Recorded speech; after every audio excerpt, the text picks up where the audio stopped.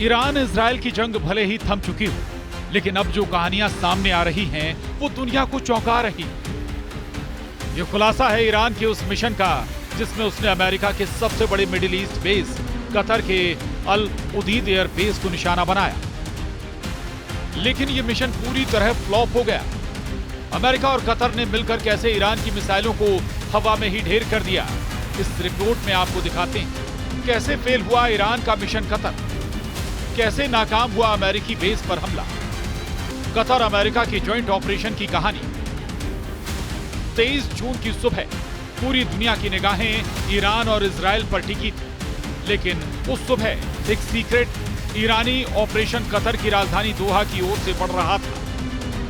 Iran ने 14 से ज्यादा बैलिस्टिक मिसाइलें लॉन्च की। टारगेट था अल उदीद एयरबेस, जहां अमेरिका के 10,000 से ज्यादा सैनिक तैनात थे। यह हमला अमेरिका द्वारा ईरान के फोर्डो न्यूक्लियर साइट पर किए गए हवाई हमलों के जवाब में था। ईरान का मकसद साफ था, अमेरिका को पश्चिम ईस्ट से बाहर धकेलना और दबाव बनाना। लेकिन ईरान को अंदाजा नहीं था कि अमेरिका को पहले ही इस हमले की भनक लग चुकी थी। व्हाइट हाउस ने कतर को अलर्ट किया। जैसे ही मिसाइलें हवा में दिखी, कतर और अमेरिका दोनों एक्टिव हो गए। दोहा के ऊपर आसमान में अचानक सायरन गूंजे। एयर डिफेंस सिस्टम ऑन हो गया। हम पूरी तरह तैयार थे। हमने उनकी हर एक मिसाइल को ट्रैक किया। इस हमले को लेकर सबसे बड़ा खुलासा यह है कि ईरान ने हमला कतर में बैठकर उस समय किया जब उसके खुद के अधिकारी दोहा में ही शांति वार्ता में शामिल थे। यानी एक हाथ से बात और दूसरे से हमला। यही थी ईरान की रणनीति। ईरान को लगा था कि वो अमेरिका को चौंका देगा, लेकिन असल में अमेरिका पहले से तैयार बैठा था। इजराइल अमेरिका की इंटेलिजेंस यूनिट ने हमले से पहले ही लॉन्च लोकेशन ट्रैक कर ली। यही नहीं, अल उदीद एयरबेस पर पैट्रियट मिसाइल सिस्टम, नेसम्स और रेपियर जैसे advance air defence system activate कर दिए गए थे। जैसे ही ईरानी मिसाइलें उड़ान भरती, कतर के एयर स्पेस में हड़कंप मचता। कतर के 300 सैनिकों को तुरंत तैनात कर दिया गया। अमेरिका की 3rd आर्मी डिवीजन ने भी अलर्ट मोड में अपने सिस्टम ऑन कर दिए। कुल 13 मिसाइलें इंटरसेप्ट की गईं। एक मिसाइल अल उदीद बेस में गिरी, लेकिन कोई जान माल का नुकसान नहीं हुआ। कतर ने हमले के तुरंत बाद अपने एयर बेस को बंद कर दिया। फ्लाइट्स कैंसिल हुई। दोहा का स्काईलाइन मिसाइलों और इंटरसेप्टर की रोशनी से जगमगा उठा। ये वही लम्हा था जब पूरी दुनिया के सामने अमेरिका और कतर की जॉइंट पावर का इम्तिहान था, और उन्होंने इस इम्तिहान को पास कर लिया। ईरान ने जिस समय कतर पर हमला किया, उसी वक्त उसके अधिकारी दोहा में ही अमेरिका और कतर से शांति वार्ता में लगे थे। यानी एक ओर वो बातचीत कर रहा था तो दूसरी ओर हमला कर रहा था। इस रणनीति से अमेरिका और खाड़ी देशों का भरोसा हिला, लेकिन इसका उल्टा असर हुआ। कतर ने हमले के तुरंत बाद न सिर्फ मिसाइलें रोकी, बल्कि वो मध्यस्थ बनकर दुनिया के सामने आया। अमेरिका और ईरान के बीच कतर की शांति डिप्लोमेसी ने अहम भूमिका निभाई। हमले के 12 घंटे के अंदर कतर ने तेहरान और वॉशिंगटन दोनों से बात की और एक शुरुआती सीजफायर ड्राफ्ट तैयार किया। ट्रंप और कतर सरकार के बीच सीधी बातचीत। इसके बाद इजराइल और अमेरिका ने एक संयुक्त मोर्चा बनाकर ईरान को चेतावनी दी, अगर दोबारा ऐसा हमला हुआ तो जवाब पहले से तेज होगा। यानी ये सिर्फ 12 दिन का युद्ध नहीं था, ये रणनीति, इंटेलिजेंस और डिप्लोमेसी का इम्तिहान था।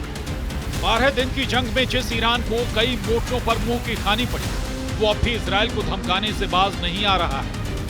सीज फायर के महज कुछ ही दिन हुए हैं और ईरान सीधे इजराइल को युद्ध की धमकी दे रहा है। ईरान के चीफ ऑफ स्टाफ अब्दुल रहीम मूसवी का कहना है कि अगर फिर से हमला हुआ तो मुंहतोड़ जवाब दिया जाएगा। 12 दिन की जंग में ईरान और इजराइल के बीच जोरदार बार पलटवार हुआ। तेल अवीव से तेहरान तक आसमान में कोहराम मचाने वाले हथियारों का इस्तेमाल किया गया। इस भयानक जंग में इजराइल को नुकसान हुआ, लेकिन ईरान, अमेरिका और इजराइल के डबल अटैक से बुरी तरह कांप उठा। उसकी मिसाइल प्रणाली को भारी क्षति पहुंची। कई सैन्य कमांडर मारे गए और परमाणु ठिकानों पर हमले ने रणनीतिक झटका दिया।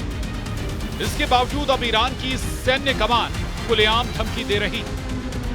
ईरानी सशस्त्र बलों के प्रमुख मेजर जनरल अब्दुल रहीम मूसवी ने कहा है कि अगर दुश्मन फिर हमला करता है तो हम मुंह तोड़ जवाब देंगे। यानी युद्ध से सबक लेने के बजाय तेहरान अब फिर से उकसाने वाले बयानों पर उतर आया। अल अरेबी अल जदीद के मुताबिक मूसवी ने सऊदी रक्षा मंत्री से बात करते हुए दावा किया है कि ईरान ने संयम बरता, जबकि उस पर इजरायल और अमेरिका ने हमला किया। सऊदी अरब और ईरान के बीच हुई टेक्निकल बातचीत ने कूटनीतिक हलकों में हलचल मचा दी। मेजर जनरल मूसवी और सऊदी रक्षा मंत्री खालिद बिन सलमान के बीच ये वार्ता हालिया युद्ध के बाद की सबसे अहम बातचीत मानी जा रही। इस दौरान मूसवी ने इसमें सीधा आरोप लगाया कि अमेरिका और इजरायल ने अंतरराष्ट्रीय कानूनों की धज्जियां उड़ाई। सऊदी अरब ने इस युद्ध में शांति की अपील जरूर की और ईरान की कमांडरों की मौत पर संवेदना भी जताई, लेकिन ईरान इस कूटनीति को भी अब धमकी के हथियार में बदलने में जुटा है।